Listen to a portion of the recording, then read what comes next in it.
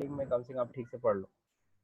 सो आज हम लोग को सबसे पहले टीडीएस का पहला टॉपिक स्टार्ट करना है। टीडीएस ऑन सैलरी हम लोग स्टार्ट करेंगे। तो चलिए देखिए टीडीएस ऑन सैलरी है क्या। देखिए ये सबसे पहली चीज जो पहला जो टॉपिक है वो है टीडीएस ऑन सैलरी और इसका सेक्शन क्या है 192। जो सेक्शन जो बनाए गए हैं सारे टीडीएस के लिए, हर एक नेचर ऑफ पेमेंट के लिए एक अलग सेक्शन डिफाइन किया गया है। तो जो पहला जो है टीडीएस ऑन सैलरी और इसका जो सेक्शन है 192 सेक्शन। सबसे पहली चीज तो यहाँ पे देखना होगा कौन देता है, कौन पेमेंट करता है या फिर डिडक्टर कौन होता है। तो एम्प्लॉयर वो पैसा दे रहा है तो होम किसको दे रहा है, एम्प्लॉय को। ये तो सबको क्लियर है, एम्प्लॉय को पेमेंट कर रहा है। अब सवाल है टीडीएस काटना कब है, at the time of payment. जब एक एम्प्लॉयर अपने एम्प्लॉय को सैलरी देता है उसी समय वो टीडीएस काटेगा। लेकिन ध्यान रहे टीडीएस कब काटेगा, अगर वो जो पेमेंट कर रहा है एम्प्लॉय को वो अगर एक लिमिट से ज्यादा है तो। लिमिट मतलब क्या होता है यहाँ पे, एग्जेम्पशन लिमिट से 2,50,000 असेसमेंट ईयर 1920 के accordingly 2,50,000 at the rate applicable to an employee for the financial year। एक चीज बता दे रहा हूँ, अगर हम सवाल उठता है कि किस रेट से टीडीएस कटता है सैलरी पे, तो ध्यान रखना कोई भी टीडीएस का रेट नहीं है सैलरी पे। तो सवाल उठता है किस रेट से फिर कटेगा, तो एज पर स्लैब रेट। तो स्लैब रेट के अकॉर्डिंगली ही कटेगा स्लैब रेट। सब लोगों को स्लैब रेट पता है कि नहीं पता है? सबको पता ही है, सबने पढ़ा हुआ है। तो एज पर स्लैब रेट जो भी आपका टैक्स बनेगा उसको 12 महीने से डिवाइड कर दिया जाता है और हर महीने उतना टीडीएस आपकी सैलरी से काटा जाता है। अब देखिए क्या है, if the employ does not have PAN, अगर एम्प्लॉय के पास पैन नहीं है, मेरा एम्प्लॉय है, मैं उसके पेमेंट में से मुझे टीडीएस काटना है, मैं उससे पैन मांग लेता हूँ। लेकिन अगर employ does not have PAN, tax is deductible either normal rate या फिर 20% विच एवर इज हायर। जो दोनों में से अधिक होगा उस रेट से टीडीएस कटेगा। ठीक है, तो ये चीज आपको क्लियर होनी चाहिए, चीज आपको समझ में आनी चाहिए। अब हम बात करेंगे क्या, एचआरए एग्जेम्पशन की। सबको पता है जब सैलरी मिलती है तो सैलरी में एक चीज मिलती है, वो उसको हम बोलते हैं HRA, house rent allowance. You have already learn, हालांकि हम लोग सैलरी जब हम लोग टॉपिक पढ़ रहे थे तभी हमने एचआरए पढ़ा था। You already learn how to calculate the amount of exemption available under the house rent allowance. तो ये तो मुझे बताने की जरूरत नहीं ना है, एचआरए सबको याद होगा, 40 या 50% of salary actual HRA receive. और तीसरा रूल होता था rent paid minus 10% of salary which ever is lower. ठीक है, यही रूल था ना। अब इसमें हाँ देखिए सर। हाँ, अब देखो सेकेंड पॉइंट इसमें देखो क्या है, एचआरए का एग्जामिशन दे देंगे। The employ should submit to the employ. ये लाइन आप सभी लोग के लिए नहीं है क्योंकि आप लोग ये चीज नहीं पढ़े हो, तो ये चीज मैं आपको बता दे रहा हूँ। The employ should submit, employ को सबमिट करना होता है टू द एम्प्लॉयर, अपने एम्प्लॉयर को अ रिटन स्टेटमेंट, एक रिटन स्टेटमेंट देना पड़ता है mentioning therein rent paid, कि वो एम्प्लॉय कितना वो रेंट देता है, नेम ऑफ द लैंडलॉर्ड, अपने लैंडलॉर्ड का नाम उसे बताना पड़ता है, एड्रेस ऑफ द प्रॉपर्टी, कहाँ वो किराए पे रह रहा है, रेंट रिसिप्ट, अगर वो रेंट दे रहा है तो जो मकान मालिक है उसको रेंट रिसीट भी देता होगा ना, तो रेंट रिसीट फर्निश करो, दिखाओ। And pan of landlord, pan भी अपने लैंडलॉर्ड का पैन भी देना। लेकिन हाँ, लैंडलॉर्ड का पैन कब मैंडेटरी है, pan is mandatory if the rent paid is more than 1 lakh rupees per annum. अगर साल में 1 लाख से ज्यादा तुम अगर रेंट देते हो तो उस केस में अपने लैंडलॉर्ड का यानी मकान मालिक का तुम्हें पैन नंबर भी सबमिट करना होगा, अपनी कंपनी में दिखाना हो, बताना होगा। However if HRA is 3,000 per month और लेस, लेकिन अगर सपोज करो तुमको कितना हाउस रेंट अलाउंस मिल रहा है, 3,000 रुपए या 3,000 से कम मिल रहा है, तो rent receipt is not required.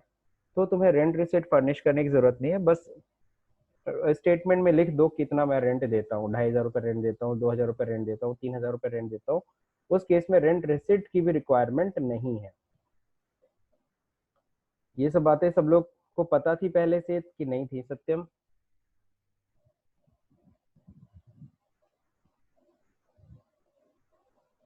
अबे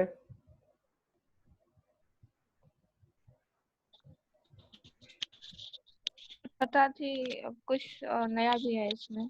कुछ नया है? Hello sir. हाँ सर बोलो। कुछ चीजें नहीं, जैसे लैंडर का पैन कार्ड मतलब पैन जमा करना ये सब पता था, और कुछ चीजें नहीं पता था। ये अरे कहता का हूँ कॉन्सेप्ट ये तो समझ में आ रहा है। तो हाँ सर लैंडलॉर्ड देगा अपना पेन? लैंडलॉर्ड देगा, हाँ क्यों देगा? अगर नहीं देगा तो फिर बिल्कुल देगा। भाई 1 लाख से ज्यादा अगर तुम रेंट दे रहे हो, ये कंपनी तुमसे डिमांड हम्म, करती है ना कि आप उसका पैन दो। अगर हाँ पैन हाँ। नहीं अगर वो देता है तो उसके लिए भी रूल है हम्म, कि उसका नाम, उसका हम्म, एड्रेस प्रूफ कुछ ना कुछ आप उसको दो। ठीक है, मतलब अच्छा। पैन नंबर इसलिए मांगती है ना। 1 लाख से हम्म, ज्यादा अगर तुम रेंट दे रहे हो लैंडलॉर्ड को, तब इनकम टैक्स वाले ये चेक करेंगे उसका पैन पाके कि क्या वो अपना दिखाता है ना रेंटल इनकम। अच्छा। नहीं समझे तुम? जैसे मान ठीक लो है। उसे तुम 1 लाख हाँ बीस सर। हजार रुपए रेंट देते हो, तो हम्म, अपना रिटर्न फाइल करता होगा, तो अपने रिटर्न में दिखाता होगा ना कि हाँ इतना मैं रेंट पाता हूँ, 1,20,000। तो इनकम टैक्स वाले यहाँ से क्रॉस इस चेक करते हैं, दोनों को अच्छा पकड़ेंगे। सर। अब देखो यहाँ पे दे रखा है deduction from gross total income. अब ग्रॉस टोटल सर इनकम में से, हाँ बोलिए। सर ये जो एचआरए का एग्जेम्पशन पड़ रहा है, ये जो एचआरए का एग्जेम्पशन मिलता है, हम्म तो वो तो जो एक्चुअल रेंट पेड करता होगा, हम्म तो उसी अमाउंट पे तो उसको डिडक्शन मिलता होगा, या उसमें कुछ परसेंटेज फिक्स होता है कि मतलब इतना परसेंट ही उसको डिडक्शन मिलेगा, उससे आप ज्यादा नहीं मिल सकता है एचआरए का एग्जाम्पशन कैसे कि? मिलता है? इसका तो एक फार्मूला सेट है ना, उसी फार्मूले हाँ से। सर, नहीं सर, वो हम नहीं पूछ रहे हैं। हम मतलब हम ये पूछ रहे हैं, जैसे टीडीएस के केस में, जब टीडीएस में उसको मिलता है डिडक्शन, तो उस पे वही फॉर्मूला ही काम करता है ना, या फिर उस पे कोई रेट फिक्स होता है कि इस रेट से उसको डिडक्शन मिलेगा? नहीं नहीं डिडक्शन मिलेगा, चलिए। अब तुम कौन सा डिडक्शन पे चले गए? बस यहाँ पे दिखा रहा है कि एचआरए का एग्जाम्पशन दीजिएगा। एचआरए का एग्जाम्पशन सामने वाले को देने के लिए एम्प्लॉय को ये सारी डिटेल्स देनी पड़ती है। जैसे फॉर एग्जांपल तुम वो कंपनी ज्वाइन कर रहे हो, तुमको एचआरए मिलता है और तुम रेंट का मकान लिए हो, तो तुमको ये रिटर्न स्टेटमेंट अपनी कंपनी को सबमिट करना पड़ेगा। ठीक है, यस सर। तो ये यस एक सर। रिटर्न स्टेटमेंट में ये सब चीजें देनी पड़ती हैं। अब क्या है deduction from the gross total income. अब सभी को पता है कि आप सभी लोग मेरे कंपनी के एम्प्लॉय हो। आप सभी को मैं 8 लाख रुपए किसी को सैलरी देता हूँ, किसी को 10 लाख रुपए सैलरी देता हूँ, सपोज मान लो। अब जाहिर सी बात है आपकी ग्रॉस टोटल इनकम 8 लाख आ रही है, किसी की 10 लाख आ रही है। अब आप सभी लोगों ने अपनी टैक्स प्लानिंग कर रखी है, किसी ने एलआईसी ले रखा है, कोई अपने बच्चे का ट्यूशन फीस जमा कर रहा है, कोई house rent, sorry loan, house property का इंटरेस्ट दे रहा है। तो आप लोग को उसका रिडक्शन भी तो मिलना चाहिए ना? क्यों? कि यस सर। मैं सीधे करूं कि नहीं, तुमको 10 लाख रुपए देता हूँ सीधे स्लैब रेट के हिसाब से तुम्हारा टीडीएस काट लूं, भैया तब गलत हो जाएगा। एम्प्लॉय ने एलआईसी करा रखा, तो मैं आपसे पूछूंगा, आप सभी लोग मेरे एम्प्लॉय हो, तो मैं आपसे एक पूछूंगा, भाई आपने एलआईसी करा रखा, मान लो अभय है, अभय की सैलरी मान लो 8 लाख रुपए, तो अभय अब बोलता है कि अभय से मैं पूछूंगा, भाई देखो भाई तुम्हारा 8 लाख बन रहा है, 8 लाख पे तुम्हारा टैक्स कटेगा। अच्छा एक चीज बताओ, तुमने कुछ एलआईसी करा रखी है, कुछ इन्वेस्टमेंट कर रखा है तो उसकी डिटेल बता दो, या कुछ मेडिकल इंश्योरेंस ले रखा है। तो मैं क्या करूंगा, सपोज सर उस पे तुम्हारा, ये सब मिल जाएगा। हाँ बिल्कुल। तो मैं भाई कंपनी का मैं क्या हूँ, नॉर्मली क्या होता है हर कंपनी में एक अकाउंटेंट होता है, उसी अकाउंटेंट की रिस्पॉन्सिबिलिटी होती है ये काम करने की। तो मैं मान लो इस कंपनी में हम्म, अकाउंटेंट हूँ, तो मैं सारे एम्प्लॉय से 1 बाय 1 मिल लूंगा, ठीक है ना, और मैंने इंडिविजुअली और उनसे ठीक। डिटेल्स ले लूंगा कि अच्छा ठीक है भैया तुम्हारा इन्वेस्टमेंट कितना, तो तुम मान लो अभय ने बोला सर मेरा 1.5 लाख रुपए एटीसी में मिल जाएगा मुझे, और करीबन 50,000 रुपए एटीडी में मिल जाएगा, तो ठीक है मैं सीधे 8 लाख में से 2 लाख माइनस करूंगा, 6 लाख पे इसका स्लैब रेट लगा दूंगा। समझ रहे हो? Yes sir. चलिए उसको ठीक अब सर। यहाँ पे समझते हैं। Deduction from the gross total income. Employ is entitled to deduction under chapter 6A। बिल्कुल सही है, हर एम्प्लॉय को चैप्टर 6A जिसमें सारे डिडक्शन 80 से 80 वाला दिया है, उनको डिडक्शन मिलता है। But the employer should not give any deduction in respect of any donation given by the employ to the notified public charitable institution.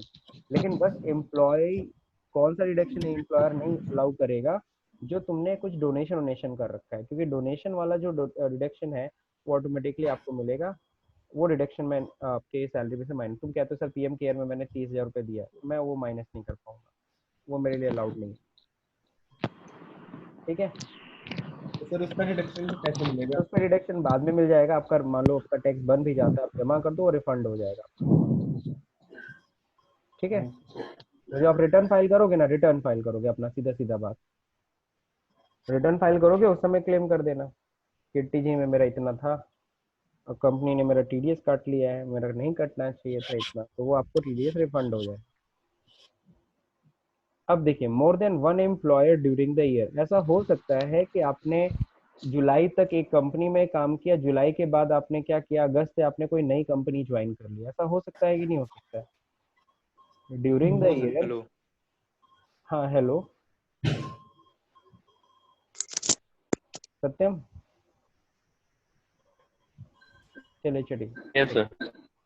Okay. आवाज नहीं आ रही थी क्या? बार बार डिस्कनेक्ट हो रहा है, 3-4 बार हो गया। कोई नहीं, रिकॉर्डिंग कर रहा हूँ, चल रहा है, कोई इशू नहीं, थोड़ा आज नेटवर्क का थोड़ा इशू है। मोर than one employer, more than one employer during the year, तो ऐसे केस में क्या होगा, TDS will be deducted by each employer separately. Sir हाँ बोलिए। सर ये डिडक्शन का लाइन थोड़ा फिर से समझना है हमको। ये अच्छा मोहसिन बोल रहे हो, डिडक्शन हाँ फ्रॉम सर। टोटल इनकम वाला? जी सर, जो चैरिटी और डोनेशन बोल रहे हैं हाँ, जैसे फॉर सर, एग्जाम्पल, ये किस चैरिटी अगर हम किसी को देते हैं, हाँ मैं इसको चलो एग्जांपल से ये समझा रहा हूँ, मैं तुम्हें एग्जांपल से समझा देता डोनेशन चलाते हैं, हूँ। चैरिटी हाँ चलाते हैं। मैं आपको बता रहा हूँ, मैं उसी चीज़ को बता रहा हूँ, मैं आपको एक एग्जांपल के थ्रू बता देता हूँ, मोहसिन ध्यान देना, सुनना जरा। होता है ना हाँ बिल्कुल डिडक्शन मिलता है। एम्प्लॉय, देखो employ is entitled to deduction under section chapter 6 but the employer, हाँ मैं वही चीज़ समझा रहा हूँ, मैं फिर से, मोहसिन ध्यान हेलो। सुनो।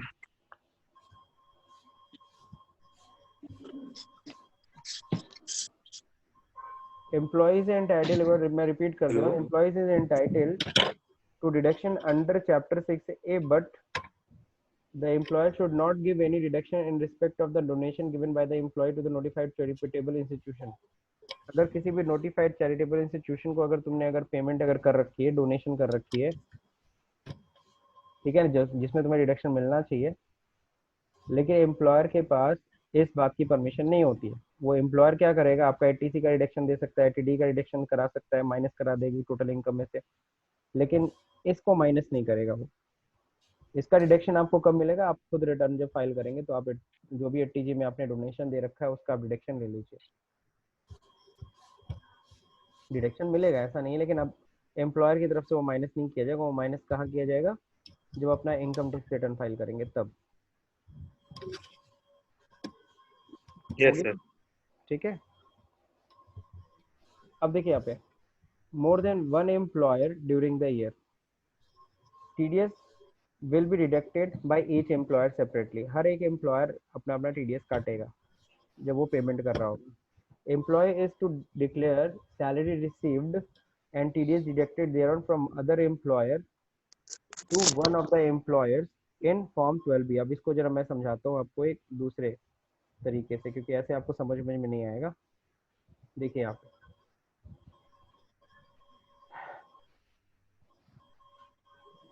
जैसे मिस्टर अभय हैं, ठीक है, मिस्टर अभय ने क्या किया, अप्रैल में काम कर रहे थे, अप्रैल टू ओके जुलाई इन्होंने काम किया किसमें, एबीसी कंपनी में, ठीक है, उस समय इनकी सैलरी करीबन थी 40,000 रुपीज पर मंथ,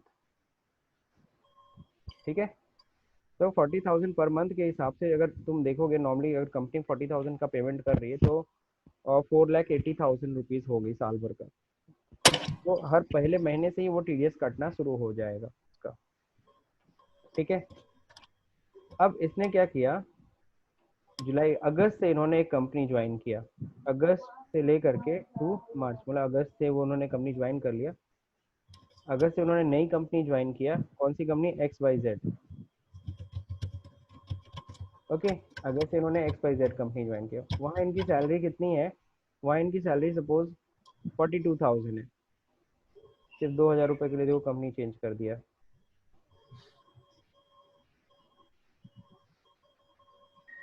सर हो सकता हो कंपनी ब्रांडेड हो। हाँ हाँ ब्रांडेड, समझ गया, तुम बोल दिए तो इसका मतलब ब्रांडेड ही होगी। अब देखें यहाँ पे, अब छलावा 42,000, नहीं ना है। अब देखो यहाँ पे 42,000 पे इन्होंने एक नई कंपनी ज्वाइन कर लिया। लेकिन जरा देखो ये इन्होंने कब से ज्वाइन किया, अगस्त से ना। जी सर। तो अगर तुम काउंट करोगे अगस्त महीने से, तो अगस्त सितंबर अक्टूबर नवंबर दिसंबर जनवरी फरवरी मार्च, यानी कितना महीना हुआ, 8 महीना। कितना हुआ, 8 मंथ हुआ ना। तो अब जो नई कंपनी होगी वो तो ये सोचेगी ना कि 42,000 दे रहे हैं, ये कितने महीने का पेमेंट होगा, सिर्फ 8 मंथ का पेमेंट होगा, तो उस हिसाब से वो टीडीएस काटेगी।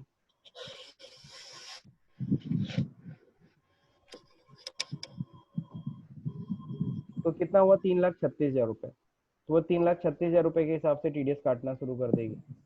तो ऐसा कुछ नहीं होने वाला। जब आप इस कंपनी से, एबीसी कंपनी से जाएंगे XYZ कंपनी में, तो एक फॉर्म आपको, डिटेल आपको देनी पड़ेगी। पिछले कंपनी से आपको एक डिटेल लेनी होगी कि उसने जितना टीडीएस काटा है, कितना टीडीएस उसका जमा हो चुका है आपका, यानी आपकी इनकम की डिटेल भी आपको उसी बहाने किसको मिल जाएगी, आपको XYZ कंपनी को। यानी कि वो जो 40,000 रुपये मंथली आपने कमाया था ना, 40,000 मल्टीप्लाई बाई अप्रैल मई जून जुलाई, यानी कि कितना महीना, 4 मंथ, 1,60,000 रुपये। ये जो 1,60,000 जो आपने रिसीव किया था सैलरी, उस पर जो भी टीडीएस कटा था, उसकी डिटेल आपको किसको देनी पड़ेगी, XYZ कंपनी को। वो फॉर्म का नाम भी मैं आपको बता दे रहा हूँ, उस फॉर्म का नाम है, आप लोग ने शायद पढ़ा होगा, 12B। ये पढ़ा है कि नहीं पढ़ा है फॉर्म, याद आ रहा है? तो फॉर्म 12B आपको फर्निश करना पड़ेगा। जो 12B आप किससे लोगे, एबीसी कंपनी से, और उस फॉर्म को किसको सबमिट कर दोगे, XYZ कंपनी।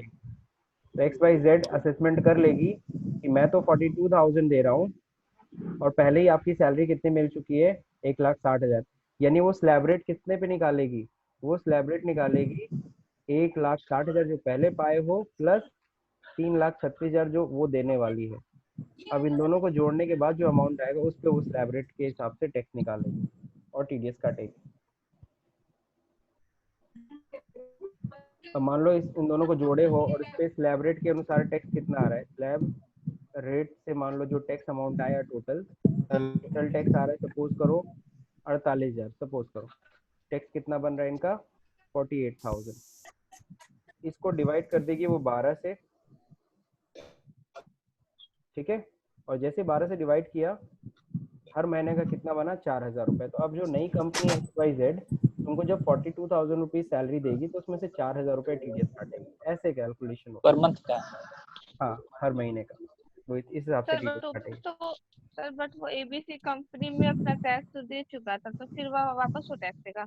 नहीं नहीं, वापस टैक्स नहीं दे भाई, तुमको भी 4,000 कितने समय तक कटेगा, तुम बताओ। सर ठीक है कटेगा, बट वो ऊपर वाला वो भी तो जोड़ रहा है, जबकि वो 1,60,000 पे टैक्स दे चुका है, अच्छा तो हाँ, उसको तो सॉरी फिर सॉरी माइनस सॉरी करके सॉरी फिर सॉरी, जोड़ना थी ना। अच्छा हाँ सॉरी, गलती हो गई, ठीक है, लेकिन सही तो है, सही तो है। 160 तो उसकी सैलरी थी ना। अरे हाँ 1,60 सैलरी थी, बट उसने उस पर टैक्स टीडीएस तो जमा किया था, पूरी पूरी उसको तो मिली नहीं 40,000। अरे तो बात उसको तो नहीं, टैक्स काट के फिर मिला होगा ना 40,000। हाँ हाँ जैसे ये भी यहाँ पे सही कह इसकी रही है। 4,000, तो वो फिर वापस टैक्स देगा। अब देखो है क्या, अच्छा तो इधर, अगर 42,000 के हिसाब से अगर पूरे साल का निकाले तो और ज्यादा आएगा, तो पूरे साल का तो कर नहीं रहे हैं। नहीं अरे फिर तो भी नहीं कर रहा है, तो फिर क्या हुआ? ठीक है, तुम्हारी बात को मैं सही कर ये तो दूंगा, फिर चलो ठीक है, गलत हुआ ना। कुछ गलत नहीं है। अरे इधर देखो, इधर देखो, इधर देखो, चलो छोड़ो। यहाँ पे इतना सपोज करो, इस 1,60,000 पे अभी तक इसका जो टीडीएस कटा था 3,000 रुपए के हिसाब से कटा था, और करीबन कितना टीडीएस कट गया था इसका, बताओ सुरभि, कितना टीडीएस कटा है इसका, ना चार सौ कितने नहीं, काटा है, 4 9? या 12,000 ना। अरे छोड़ो सब, एबीसी कंपनी ने 12,000 होगा। एबीसी अरे कंपनी 3,000 के हिसाब से कट रहा था ना। अरे छोड़ो, एबीसी सर तो कंपनी, 12,000 होगा ना, 3,000 गुणे 4। अगर 3,000 पर मंथ कट रहा है, तो 4 से गुणा करेंगे तो 12,000 कटेगा ना। सही, अरे 22-50 मान लो यार। चलो अच्छा ठीक है, 12,000 टीडीएस उसका मान लो काटा है किसने? नहीं सर 12 ही रहना चाहिए। हाँ सही है सही है सही है। ये दूसरी कंपनी, एक आ गया हिमायती तुम्हारा। एक अब देखो 48 बचेगा उसका। चलो ठीक है, अब देखो यहाँ पे 12,000 रुपए इनका टीडीएस कट चुका है, ठीक है। अब ये नई कंपनी ज्वाइन किया, नई कंपनी ज्वाइन किया तो उसने क्या जमा किया होगा? 12B जमा किया होगा। 12B में क्या होता है, पिछले एम्प्लॉयर को पिछले एम्प्लॉयर ने उसे कितनी सैलरी दी, कितना टीडीएस कटा, उसका डिटेल मिल गया। किसको मिल गया? XYZ कंपनी को। फिर उसने क्या किया, उसने आपकी सैलरी पे टीडीएस जो भी है काटा प्रॉपरली। 1,60,000 पिछली कंपनी से मिला था, नई कंपनी से करीबन 3,60,000 रुपये टोटल इनकम पे इसने टीडीएस काट दिया। टोटल इनकम भी लिख दूं? टोटल इनकम कितनी आएगी भाई? 4,96,000। 4,96,000 ये तुम्हारी सैलरी रही, ठीक। स्लैब रेट से इतना आ गया था 48,000 रुपये तुम्हारा, इस 4,96,000 पे सपोज करो टैक्स करीबन तुम्हारा 48,000 रुपये बन रहा है। कम कर दूं? चलो 42,000 ऐसे एक्चुअल में 12,300 आएगा। जाने दो, ऐसे एज्यूम करके हम लोग कर रहे हैं। अब 42,000 में तुम क्या कर लेना माइनस, अब 42,000 उसको सर तुम्हारा माइनस टैक्स कर बन देंगे रहा है। ना, अब इसमें से तुम कितना टैक्स दे चुके हो? 12,000 टैक्स दे ये चुके हो। वाला 12,000 12,000 माइनस माइनस हो गया, बचा कितना? जितना बचे उतना 30,000। अब 30,000 टैक्स बताओ, ये 30,000 टैक्स है वो कितने महीने में वसूलना है हमें? सर 8 प्लस महीने में। कितना में? 8 महीने में। 8 8 से जी डिवाइड सर। कर देना बस। अब तो समझ में आ गया ना? ऐसा अब क्लियर है? अब 8 महीने से डिवाइड है, हर महीना उतना ही टीडीएस कटेगा, बस तुम्हारा भी सॉल्व हो गया। तो ये फॉर्म 12B का जो पॉइंट है ना, अच्छा पॉइंट है, और फॉर्म 12B देना होता है, जरूरी होता है जब भी कोई कंपनी ड्यूरिंग, अगर तुम कोई भी एम्प्लॉय ड्यूरिंग द ईयर एक कंपनी छोड़ करके कोई दूसरी कंपनी ज्वाइन करता है तब। वापस आते हैं टॉपिक पे। हेलो हाँ बोलिए अभय। सर, मान लीजिए हमने कंपनी छोड़ा और उसने हमको फॉर्म 12B नहीं दिया, तो उस केस में क्या करेंगे? तो वो सेपरेटली अपना चार्ज करेगा उसी के अकॉर्डिंगली। किसके अकॉर्डिंगली मैं आपको बता दे रहा हूँ, ये जो नहीं आपका देखा था अभी आपने, यस सर। मान लीजिए 12B नहीं देते हैं तो वो तो क्या किसके हिसाब से टैक्स काटेगा? 42,000 को 8 मंथ से 3,36,000 पे टैक्स निकाल लेगा, और जो भी टैक्स बनेगा उसी को 8 महीने से भाग दे करके टैक्स काट लेगा आपसे। क्योंकि सारी कंपनियां रूल्स को फॉलो ही ना करती हैं। नहीं, अगर तुम इज्जत से निकल रहे हो कंपनी से सब कुछ करती हैं, ऐसा नहीं है। 12B अब तुम भाग जाते हो, होता नहीं, स्विच करने की जगह प्रॉपर तरीके से स्विच नहीं करते हो, बिना इन्फॉर्म किए अचानक चले जाते हो, तो फिर बिल्कुल वहां पे तो खैर लिटिगेशंस रहती हैं, ठीक। Yes sir. अब उस केस में होगा क्या, जो तुम्हारा डिफरेंशियल टैक्स आएगा वो तुम इनकम टैक्स रिटर्न फाइल करोगे, उसके बाद तुम्हारा हिसाब सब होगा। ऐसे तुम्हारी कंपनी बैलेंस कर दे रही, कहीं तुम्हारा एक्स्ट्रा टैक्स नहीं जाएगा, ना तो कम टैक्स जाएगा, ना पूरा एक तरीके से तुम्हारा टैक्स प्रॉपर रहेगा, you can say. Okay sir. चलिए अब वापस टॉपिक पे आते हैं, अदर इनकम ऑफ एम्प्लॉय। सवाल उठता है, अच्छा ठीक है सर, मैं अभय को सैलरी देता हूँ 8 लाख, अभय ने मेरे को बताया 2 लाख का इन्वेस्टमेंट, ठीक है, मैं उसका डिडक्शंस भी उसको करा दिया, तो बचा 6 लाख रुपए, ठीक है। 6 लाख पे मैं उसका टैक्स बना रहा था। फिर अब अभय बोलता है सर मेरी, आप अगर टैक्स बना रहे हो, टीडीएस काट रहे हो सर, मेरा कुछ अदर इनकम भी है, वो भी सर नोट कर लो। तो सोचो ये कंपनी को अदर इनकम भी बता रहा है। पूछ भी सकता है मैं कि कहीं कुछ इंटरेस्ट की इनकम आ रही है तो बता दो, उसको भी जोड़ के टैक्स तुम्हारा सही करा दें, ताकि तुमको लास्ट में साल के अंत में टैक्स ना देना पड़े, तुम्हारा जो टैक्स है वो टीडीएस के रूप में तुम्हारा कट जाए। तो यहाँ देखो दे रखा है, द एम्प्लॉय मे डिक्लेयर, मे का मतलब समझ रहे हो ना? मे डिक्लेयर, मे कब लगता है? हो सकता है, मे कर का सकता है। हाँ ऑप्शन, मे तब लगेगा जब आपके पास ऑप्शन है, आप चाहे तो इंफॉर्मेशन दो चाहे ना दो, ठीक है।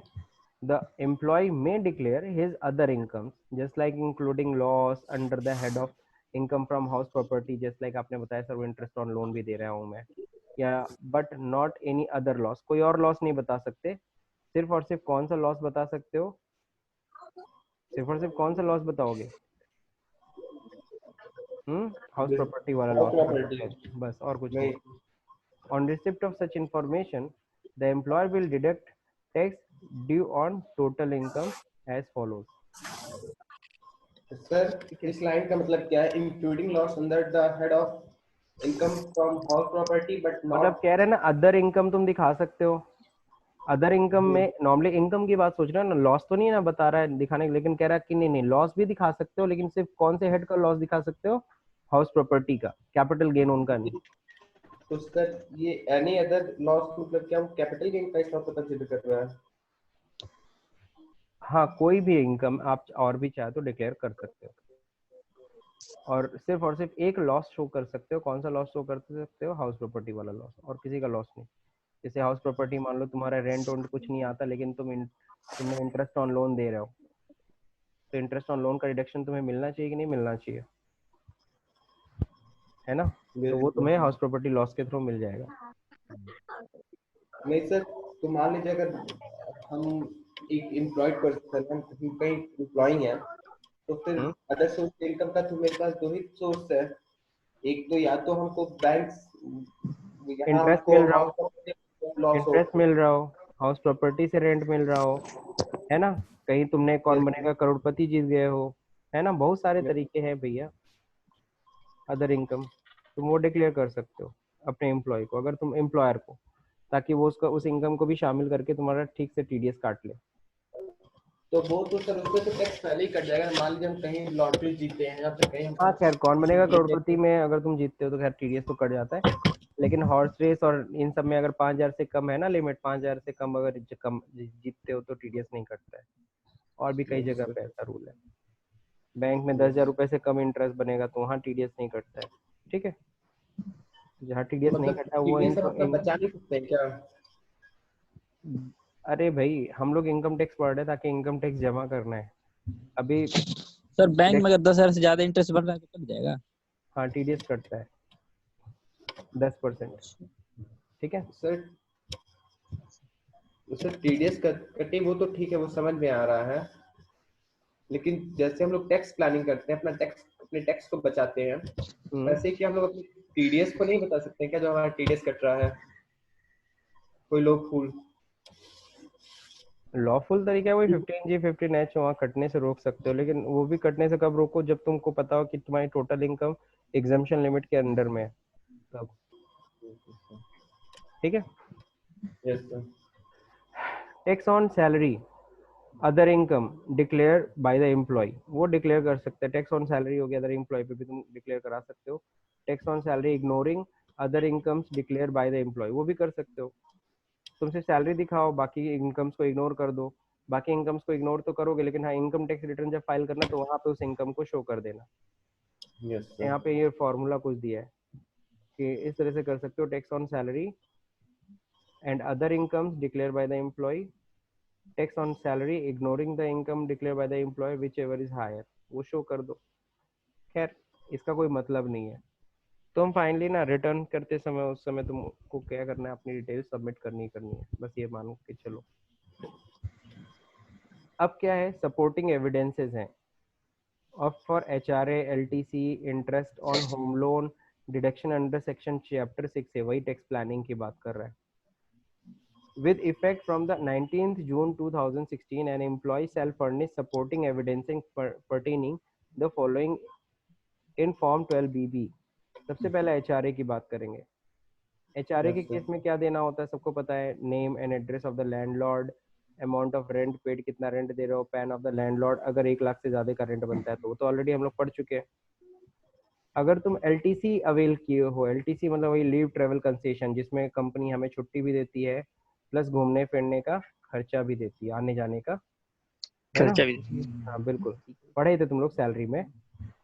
Evidence pertaining to the expenditure, तो तुम्हें उस खर्चे का एविडेंस देना पड़ता है, जैसे आने जाने का टिकट उकट का जो है, टिकट दिखानी पड़ती है, रसीदें उशीदें, ये सब। इंटरेस्ट ऑन होम लोन, अगर तुम होम लोन का इंटरेस्ट दे रहे हो तो क्या देना है, name address pan of the lender, यानी कि जिस बैंक से भी तुमने लोन लिया है उसका नाम, उसका एड्रेस, उसका pan, and the amount of interest paid and payable. तो एक सिंपल सा बैंक से तुम अपना स्टेटमेंट निकलवा लो कि साल भर में कितना तुमने इंटरेस्ट जमा कर दिया। तुमने होता है ना PMT PPMT IPMT, पढ़े होगे तुम लोग एक्सेल में। तो वैसे ही बैंक दे देती है कि टोटल आपका साल भर में आपने कितना इंटरेस्ट जमा कर दिया बैंक को। Deduction under chapter 6A, amount of expenditure and evidence proof. For example medical insurance कराया हो तो मेडिकल का पेपर होगा, LIC कराया हो तो LIC प्रीमियम जो दिए होगे उसका प्रूफ होगा, वो सब दिखाना पड़ेगा। ऐसा नहीं कि कंपनी को बस बोल दोगे, और मान लो मैं ही अकाउंटेंट हूँ अपनी कंपनी में और तुम लोग एम्प्लॉय हो, तुम लोग आके मुझे सारा डिटेल दे रहा हो, तो ये नहीं कि तुम बोल दोगे हमने LIC कराई है 1 लाख हम उसमें देते हैं हम मान लेंगे, ना ना ना, मैं बोलूंगा मेरे को प्रूफ दिखा दो। ठीक है, समझे कि नहीं समझे? मतलब सर प्रूफ इम्पोर्टेंट है। बिल्कुल प्रूफ जरूर लीजिए। मैं आप सभी लोगों को भी सजेस्ट करूंगा, आप लोग को ITR 1 बोला, आप लोग को ITR 4 बोला कि आप लोग ITR 1 4 किसी भी क्लाइंट का भर सकते हो। तो आप लोग को भी जब कभी भी किसी भी क्लाइंट का ITR मिलेगा आपको फाइल करने, और उसने बोला कि हाँ मैंने LIC कराई है, मैंने ये कराया है, मैंने वो कराया है, तो उसके बोलने पे मत जाइएगा, आप उससे जरूर LIC की रिसिप्ट एक बार देख लीजिएगा। हालांकि वो आपको सिर्फ देखना है, भरने के लिए तो आप वहाँ पे कुछ भी अमाउंट फीड करके निकल सकते हो। बात समझे कि नहीं समझे? लेकिन मान लो कल को तुमने कुछ अमाउंट फीड किया है, LIC का डाल दिया, और उस बंदे ने गलत इन्फॉर्मेशन दी थी और तुमने गलत इन्फॉर्मेशन भर दी, तो फंसेगा तो वही, कोई टेंशन नहीं है तुम्हारा, लेकिन तुम्हारे रिटर्न फाइलिंग में एक इशू आएगा कि तुमको ये केयर करना चाहिए था, ये तुम्हारे अंदर होना चाहिए कि नहीं मेरे को अपने क्लाइंट का सही रिटर्न फाइल करना है। अच्छा सर, ये जो हम लोग रिटर्न फाइल कर सकते हैं किसी का ITR 1 ITR 4, बिल्कुल, तो ये क्या हम लोग कर सकते हैं ना? मतलब ऐसा तो नहीं है कि इसके लिए कोई स्पेशल पोस्ट की जरूरत है, कोई स्पेशल पोस्ट की जरूरत होती है? कोई पोस्ट की जरूरत नहीं, कोई घंटा पोस्ट नहीं है इसके लिए, आप रिटर्न फाइल कर सकते हो किसी का भी, बट अच्छा यू सर, मान शुड लीजिए अगर हमको हैव द ऑफिशियल, नॉलेज। मतलब अगर हमको ऑफिशियली एक वर्क करना है, मींस रिटर्न फाइल करना और करो टैक्सेशन का ना, काम करो करना। करो करो करो, you are a BCom student और other than BCom student, but you have a knowledge of income tax and returns, you just open your office and start your work from home। ठीक है, सर एक्चुअली मैंने इसका post किया हुआ है, लेकिन डर लग रहा था कहीं ये गलत ना हो। don't be fearless, okay? चलो, you have a knowledge of income tax। चलो आगे देखते हैं, यहाँ पे TDS सर्टिफिकेट्स। अब TDS सर्टिफिकेट के बारे में बात करते हैं हम लोग के पास 3 मिनट है, मैं जल्दी पढ़ा रहा हूँ, खत्म करते हैं इसको। इन फॉर्म 16 ऑन बिफोर 31 मई, देखो बताया ना 31 मई से पहले form 16, after the end of the financial year 31 मई से पहले मैं आपको फॉर्म 16 कंपनी आपको दे देगी। Along with the form 16 the employer should also give statement giving the particular perquisites provided by the employer in form 12BA। अगर कुछ perquisites भी है ना तो उसकी भी डिटेल दे देता है, ओके? और उसकी डिटेल किसमें? फॉर्म 12BA में। इफ द सैलरी एक्सीड्स 1,50,000, लेकिन हाँ परक्यूजिट्स की डिटेल तभी देनी है अगर कितने से अधिक है, अगर आपकी सैलरी 1.5 लाख से ज्यादा है तो परक्यूजिट्स की भी डिटेल मैं आपको 12BA में अलग से दूंगा। If the salary does not exceeds 1,50,000, information related to the perquisites shall be provided in form 16। तो ऐसे में परक्यूजिट्स की डिटेल आपकी फॉर्म 16 में ही दे देंगे। सभी लोग को सुन लीजिए, सब लोग एकदम क्लियरली समझिए। फॉर्म 16 होता है छोटा सा, और फॉर्म 16 के जब नीचे देखेंगे तो बहुत सारा डिटेल बना के रखते हैं, तो वो जो बनाती है ना वो कंपनी खुद बनाती है, वो उसको हम लोग बोलते हैं 12BA, जहाँ पे कंपनी डिक्लेयर करती है आपको वो परक्यूजिट्स में क्या क्या चीजें दे रही है। मैं कोशिश करूंगा एक फॉर्म,